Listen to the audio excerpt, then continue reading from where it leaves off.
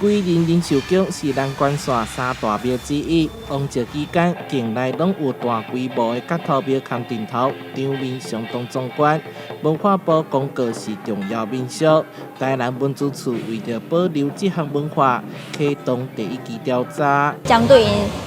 手头的物件来做清点、做册，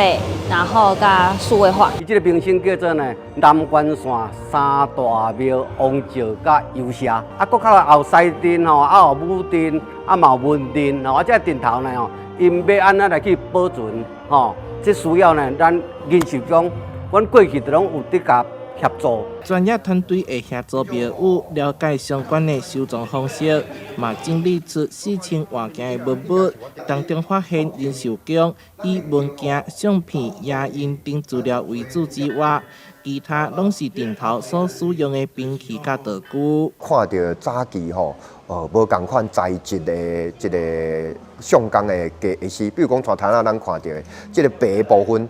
包括即马看到大部分拢是茶较济。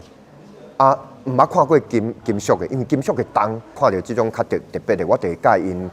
交流这物件是毋是会当好好留。另外，上有历史价值的，包括仁寿宫开基保生大帝神像、坎仔头清水宫二时期拍面宋江灯面谱，以及公馆边清水宫宋江灯备忘录文稿等等。台南新闻社会采访报道。